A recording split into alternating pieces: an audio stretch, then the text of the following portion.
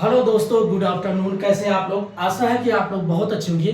चलिए दोस्तों, आज बात करते हैं यूजीसी नेट पेपर फर्स्ट, जिसमें आज का आपका टॉपिक रहेगा रिसर्च एप्टीट्यूड। अगर देखा जाए दोस्तों, जो आपका बिजनेस स्टैटिक्स है उसी में जो आपका रिसर्च एप्टीट्यूड का भी टॉपिक है। तो आज हम बात करेंगे रिसर्च एप्टीट्यूड में हमें क्या क्या पढ़ना है, एक एक करके समझेंगे। टॉपिक क्या आपका? रिसर्च एप्टीट्यूड, ये आपका टॉपिक है। अब इसमें हमें क्या क्या पढ़ना है, एक एक समझते हैं। पहले समझेंगे रिसर्च क्या है, व्हाट इज द रिसर्च। तो पहला आपका कॉन्सेप्ट रिसर्च क्या है। दूसरा आपका टॉपिक है स्टेप ऑफ रिसर्च क्या है, स्टेप ऑफ रिसर्च क्या है। देन उसके बाद पॉजिटिविज्म क्या है, पॉजिटिविज्म एंड पोस्ट पॉजिटिविस्टिक क्या है।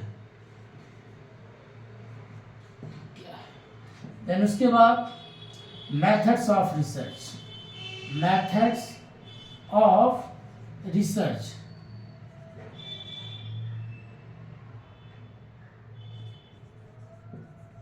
रिसर्च। देन उसके बाद आपका ethics of research, ethics of research. बस इतना टॉपिक आपका है। और एक लास्ट में है आपका आईसीटी सपोर्ट मटेरियल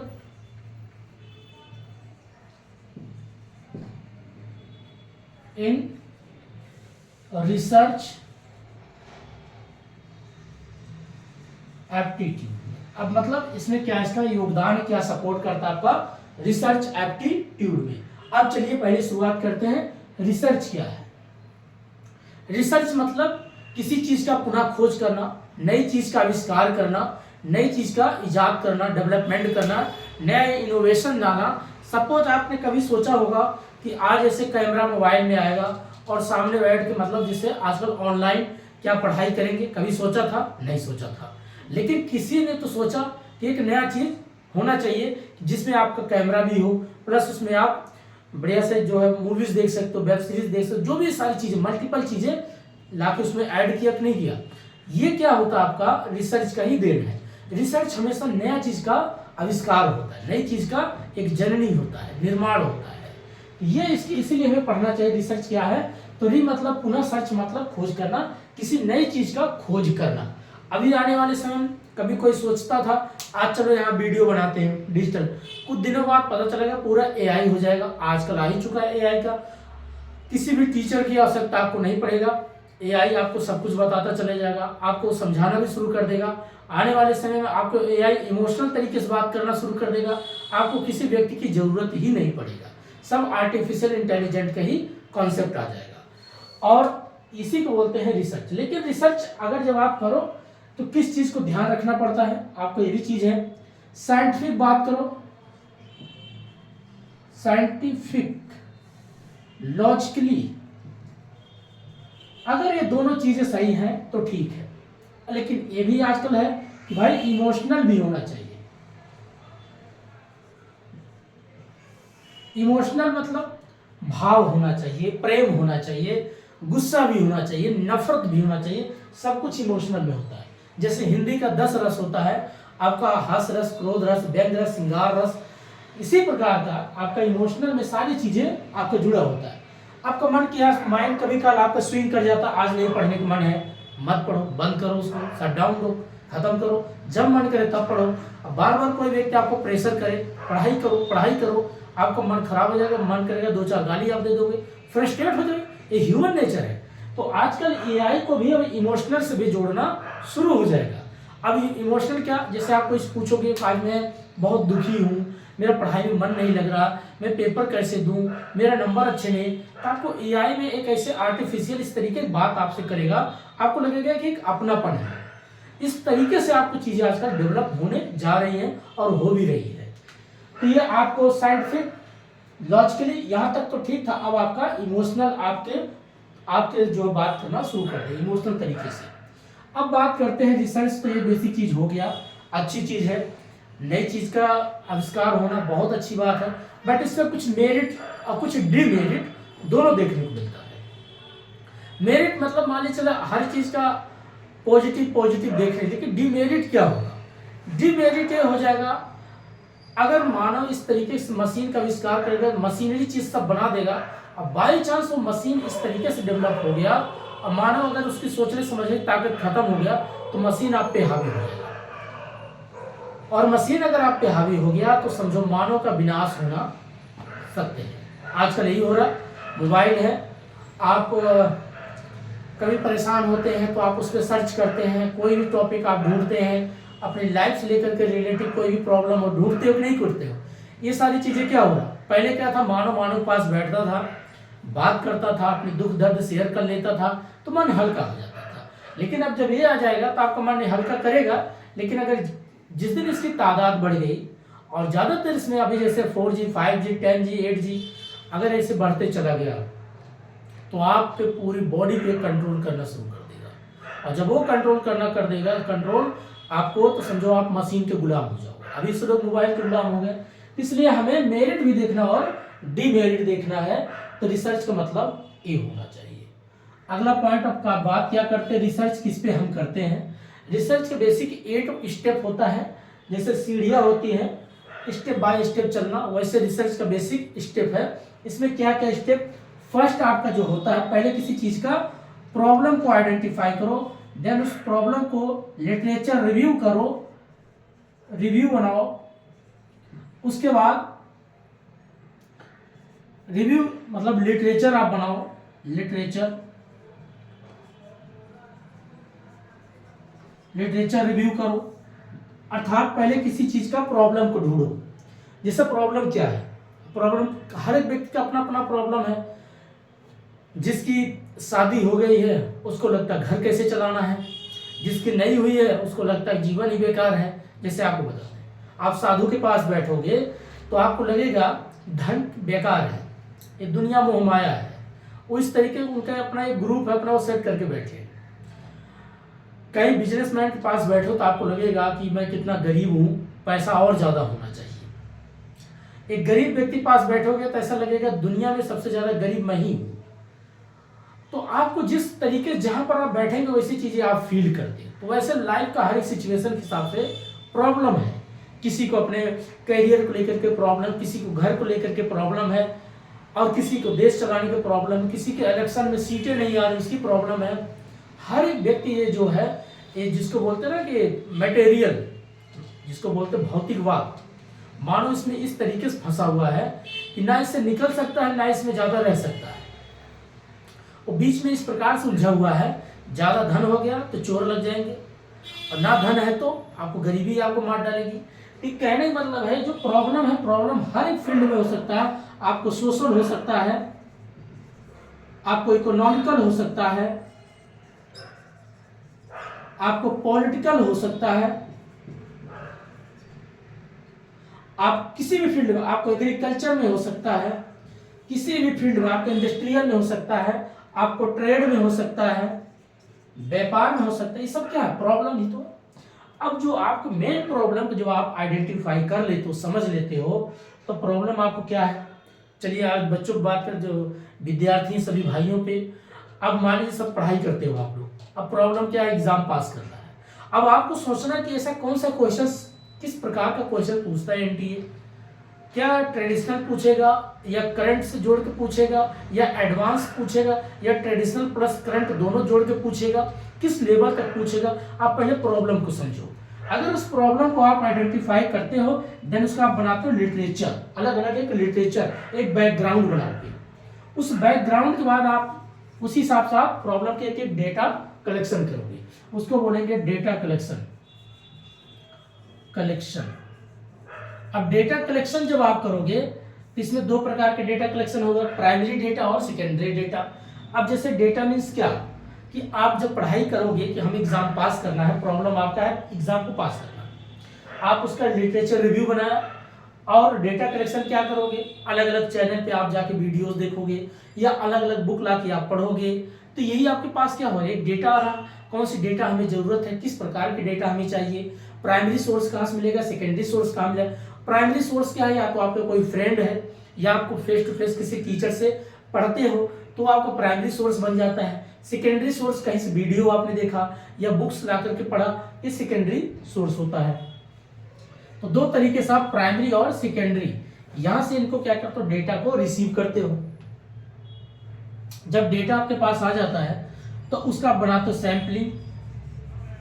अब सैंपलिंग मीन्स क्या होता है, सैंपल तैयार करना, सैंपलिंग अलग अलग। अब इसमें दो प्रकार का आप सैंपलिंग करोगे तब भी एग्जाम में, प्रोबेबिलिटी एंड नॉन प्रोबेबिलिटी।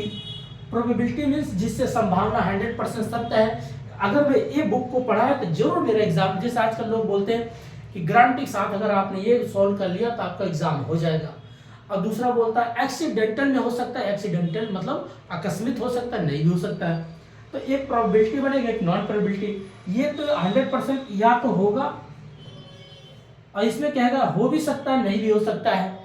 ये आपको अनेकावाद में लेके चला जाएगा, जैनिज्म का कॉन्सेप्ट के तरीके से बात करेगा। देन जब आपका सैंपलिंग तैयार होता है, दिखेगा नहीं, थोड़ा इसको ऊपर बना दिया। अगला स्टेप आपका आता है, इसका बनाओगे आप प्रपोजल बनाओगे, सिनॉप्सिस बनाओगे। क्या बनाओगे, प्रपोजल। प्रपोजल। अब प्रपोजल बनाओगे, प्रस्तावना बनाओगे, जिसको प्रपोजल बोलते हैं, सिनॉप्सिस बनाओगे। और सिनॉप्सिस में आप क्या क्या लिखोगे, ऑब्जेक्टिव क्या है, देन उसके बाद आपका टॉपिक क्या है, किस टॉपिक पे आप रिसर्च करोगे, देन उसके बाद आपका मेथड्स क्या क्या आपने यूज किया है, इस प्रकार का आप क्या होता है। उसके बाद थीसिस, क्या आप थीसिस किस प्रकार की लिखोगे, थीसिस। देन उसके बाद आपका रिसर्च रिपोर्ट कैसे लिखोगे, रिपोर्ट। ये सारी पॉइंट किसमें आपका जुड़ा होता है, research report, objective, topic, methods, thesis, ये सारी पॉइंट आप प्रपोजल में डालते हो। अब इसके बाद जब आपका प्रपोजल कंप्लीट होता है तब प्रपोजल नहीं बनाओगे, अब पेपर को लेकर के बात करोगे। आप दो चार अलग अलग राइटर की बुक लाओगे, मान लीजिए आप KVS मदान के लेके आ गए, JK बरेजा के लेके आप आ गए, या SM शुक्ला की बुक लेकर के आ गए। आप सब बुक्स पढ़ रहे हो, तो ये आपके ऑब्जेक्टिव क्या है, एग्जाम पास करना। टॉपिक क्या है, जो भी आपका है, कॉमर्स का है किस, या आर्ट का है, या आप इकोनॉमिक्स से या हिस्ट्री से या पॉलिटी से टॉपिक। मेथड्स क्या यूज करोगे, टाइम टेबल कैसे आप बनाओगे, सुबह पढ़ोगे, शाम को पढ़ोगे, 8 आवर पढ़ोगे या 6 आवर पढ़ोगे, किस तरीके से पढ़ोगे, बी प्रैक्टिकल पढ़ोगे या थ्योरिकल पढ़ोगे। थ्योरिकल मतलब रट्टा मार लिए, और बी प्रैक्टिकल उसको आप एनालिटिकल करोगे, सोचोगे, इम्प्लीमेंट करोगे। तो ये आपका मेथड्स होता है। थीसिस जो आप पूरे तैयार करोगे, अलग अलग नोट्स तैयार करोगे। देखिए पढ़ाई करने का एक तरीका है दोस्तों, पढ़ाई का मतलब ये नहीं रटना है।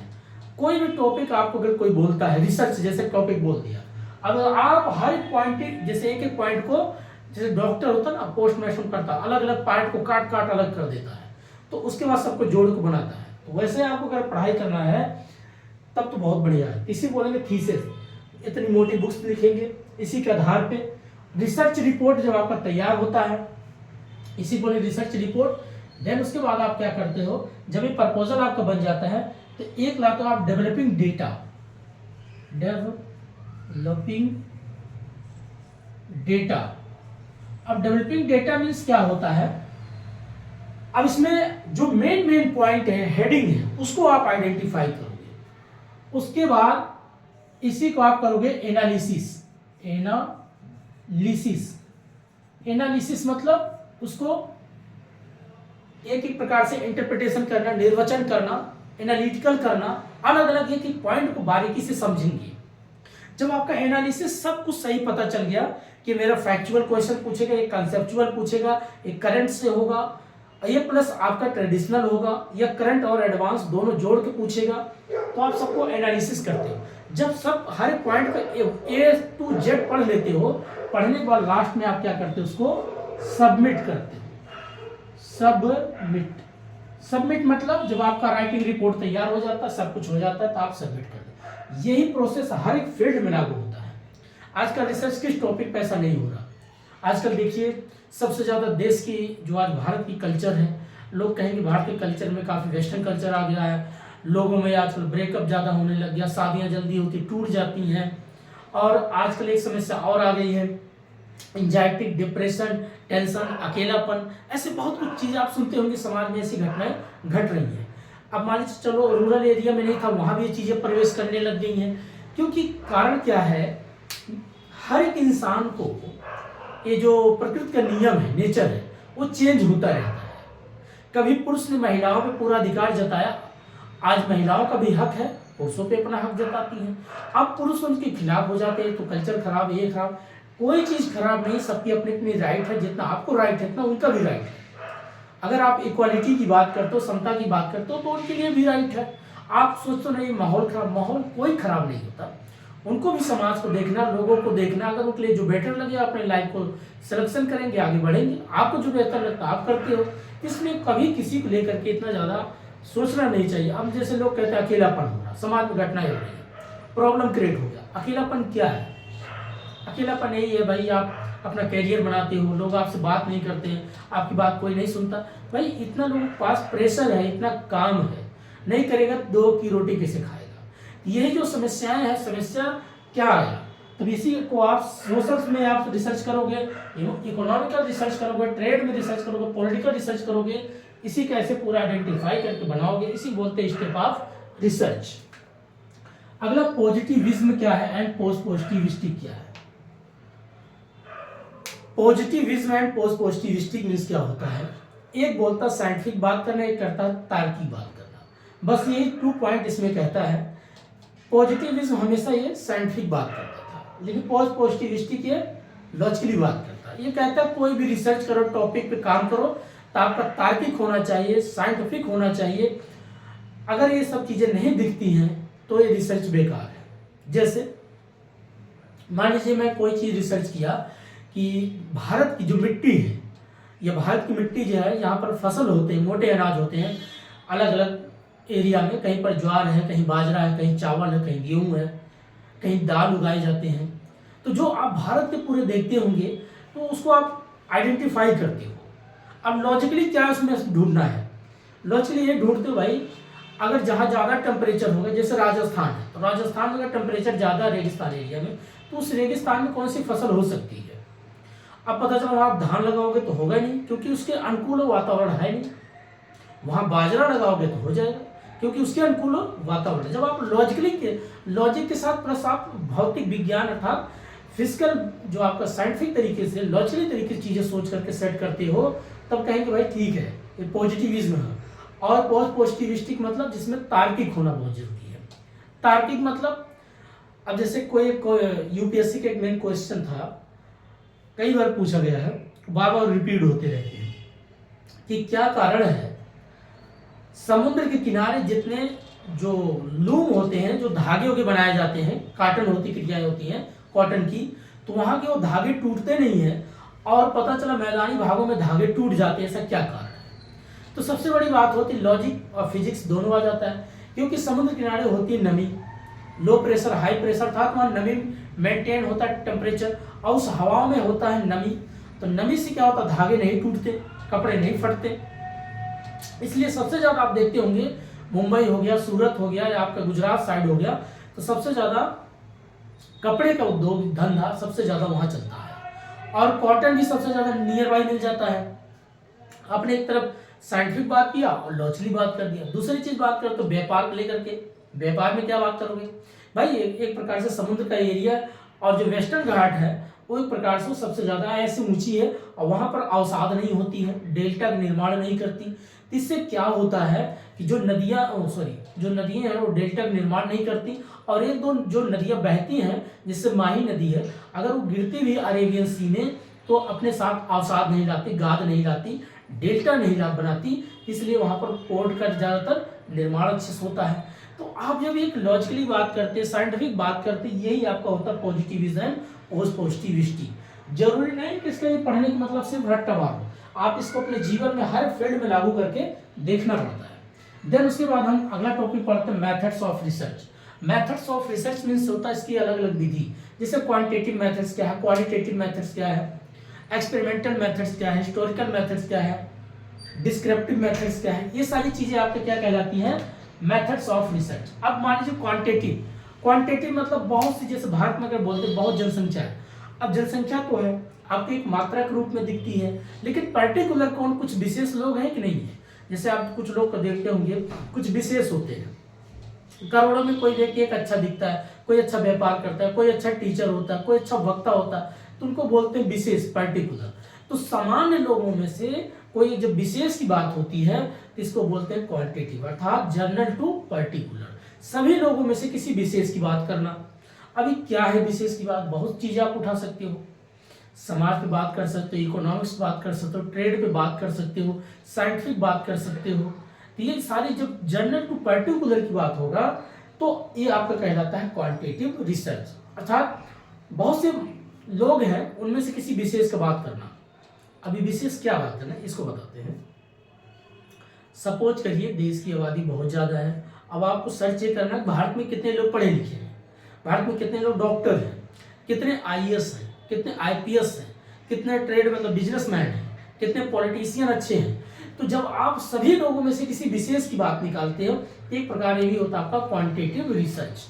दूसरा होता है क्वालिटेटिव, गुणवत्ता रिसर्च। अब गुणवत्ता क्या होता है, आपको पता चला सब अच्छे अच्छे लोग बैठे, पॉलिटिशियन हैं, बिजनेसमैन हैं, ब्यूरोक्रेसी के लोग हैं, प्रोफेसर लोग हैं, अब उन्हीं को उठा करके एक जनरल में लागू कर दो कि ज़्यादातर की मात्रा में पॉलिटिशियन देखने को मिल गए, ज़्यादातर मात्रा में आपको बिजनेसमैन देखने को मिल गए, ज़्यादातर मात्रा में आपको प्रोफेसर। अब इनको एक समान सी बात में आ जाता है। बस कहने का मतलब क्या होता है, कभी जनरल में से किसी विशेष को निकाला, कभी विशेष को लाके जनरल पे लागू कर देना। बस ये होता है आपका क्वांटिटेटिव और क्वालिटेटिव, बस ये चीज़ होती है। अगला इसमें आप पढ़ोगे ऑब्जेक्टिव क्या है, मेथड्स क्या है, टाइप्स क्या है, कैरेक्टर क्या है। अब इनके बारे में ऑब्जेक्टिव क्या होता है, किसी चीज़ का उद्देश्य क्यों, रिसर्च क्यों करते हो भाई, अपने समाज को, देश को, घर को, परिवार को, क्लाइमेट को, विज्ञान को, सब चीज़ को क्या करना है, अच्छे से बैलेंस करना, एक विकसित राष्ट्र बनाना है, एक विकसित समाज बनाना है। ऐसा कोई व्यक्ति भूखे ना सो, ऐसा व्यक्ति जिसके पास कोई रिसोर्स ना हो, उसको भी रिसोर्स चाहिए, जरूरत की चीज़ें उसको भी चाहिए। उसके पास कम से कम ऐसा ना चलो 50,000 की मोबाइल है, कम से कम 10,000 की मोबाइल चला सके। ऐसा भी ना हो 2 वक्त की रोटी ना खाए, 2 वक्त बजाय 3 वक्त ना खा सके, 2 वक्त की तो रोटी खा सके। उसके पास भी कपड़े हो, मकान हो, गाड़ी हो, कम से कम इतना तो उसके पास सुविधाएं होना चाहिए, वो भी समाज का हिस्सा है, पार्ट है। जब वो उसके पास आप बेहतर चीज़ें आप हो जाएगा तो पूरा समाज बेहतर हो जाएगा। यही चीज़ आपका general to particular, particular to general, बस यही चीज़ होता है दोस्तों। इसी में आपका ऑब्जेक्टिव बनेगा, इसी में आपका कैरेक्टर बनेगा, इसी में आपका टाइप्स बनेगा, इसी में आपका इफेक्टिव बनेगा। ये सारी पॉइंट होती है positive and positivity, sorry methods of research. Then अगला इसी टॉपिक आपका आता है experimental method. Experimental methods means होता है किसी चीज का बार बार प्रयास करना, बार बार ट्राई करते रहना, तब तक जैसे अगर मान लीजिए आप जीआरएफ तैयारी या नेट की तैयारी करते हैं, अब बार बार आप पेपर देते हो फेल हो जाते, बार बार देते हो फेल हो जाते हो, लेकिन आपको समझ में आ जाता है ऐसा क्यों फेल हो, इसके पीछे रीजन क्या है, क्या मेरा क्वेश्चन में पकड़ नहीं है या मेरा कॉन्सेप्ट क्लियर नहीं है। जिस दिन आप उस चीज को समझ जाते हैं और जब आपका लक्ष्य प्राप्त हो जाता है तो तब तक आप बार बार प्रयास करते हैं जब तक आपका लक्ष्य नहीं मिल जाता, गोल नहीं प्राप्त हो जाता। इसी को बोलते हैं आपका एक्सपेरिमेंटल मेथड। जैसे जब बीच में बहुत खतरनाक बेकार बीमारी आई कोरोना का, इसके वजह से क्या हुआ, जब मेडिसिन बनने लगा, आपको वैक्सीन बनने लग गया, तो बार बार उसको ट्राई किया जा रहा था। तब तक उसको ट्राई किया गया जब तक एक बेहतर मेडिसिन बनकर तैयार नहीं हो गया। अब उसका कुछ साइड इफेक्ट पड़ा, कुछ उसका पॉजिटिव भी पड़ा, आज भी कम से कम 4-5 साल तक उसका इम्पैक्ट देखने को मिलता रहेगा, क्योंकि वो दवा है, वो धीरे धीरे अपना प्रोसेस दिखाता रहेगा। इसलिए देखते होंगे लोग सर्दी जुकाम हो जाता है तो कम से कम 1 मंथ 2 मंथ उनको सर्दी जुकाम रहता है, खांसी भी आती है, वो जल्दी ठीक नहीं होते, क्योंकि उसका जो प्रोसेस है कम से कम 21 दिन 22 दिन पूरा एक सर्कल चलता है। जो आपके बॉडी में आपको वैक्सीन लगा हुआ है उसका इम्पैक्ट पड़ता है। अगर आपको सर्दी हो गया, जुकाम हो गया, टाइफाइड हो गया, आपका डेंगू हो गया, कुछ भी हो गया, तो तुरंत वो एक्टिव हो जाता है जो आपके बॉडी में आपको वैक्सीन दिया गया, चाहे आपको कोवैक्सीन हो, चाहे आपका और कोविडशील्ड हो, जो भी लगा था, या बूस्टर हो, तो वो इम्पैक्ट करता ही है। तो इसका मतलब क्या था, एक्सपेरिमेंटल मेथड मतलब तब तक हम उस चीज़ को बार बार प्रयास करते रहे जब तक उस चीज़ को हमने प्राप्त नहीं कर लिया। अगला हम बात करेंगे, इसी में आपका होता है historical research. Historical research means होता है ऐतिहासिक रूप में जो चीज़ें आपको देखने को मिलती है।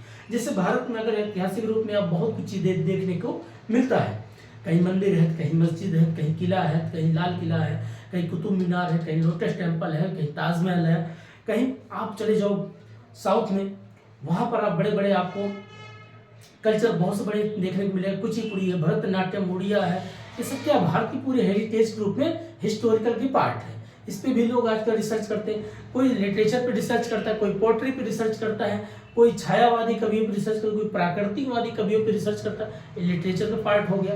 कोई ऐतिहासिक चीज़ों को देखता है कि भाई इतने बड़े किले जो बनाए गए पहाड़ों में ही क्यों बनाया गया, ऐसा क्या कारण था यहाँ बनाने का, उसके बाद चारों तरफ बाउंड्री इतनी मोटी क्यों बनाया गया, इसका क्या कारण था। जब आप ऐतिहासिक चीज़ों पे, हेरिटेज जो भी आपका कल्चरल है उस पर आप रिसर्च करते हो तो उसको बोलते हैं ऐतिहासिक मेथड्स या हिस्टोरिकल मेथड। देन उसके बाद नेक्स्ट टॉपिक, इसी में एक और आता है descriptive research. Descriptive research means होता है जिसको डिस्क्राइब करना, पहले से किसी ने खोज करके रखा था, आपने उसको पढ़ा, आपने एक नया आइडिया, नया चीज उसमें डेवलप किया। जैसे कभी कभी देखते होंगे लोगों के पास जमीनें टुकड़े कम होते हैं और मकान बनाते हैं, तो अगर वो मान लीजिए कोई व्यक्ति है उसके पास मान लीजिए वो घर बना रहा है, अगर वो घर बना रहा है तो या मंदिर बना रहा है, जो भी बनाता है, ऐसे मान लीजिए मकान बनाना चाहता है।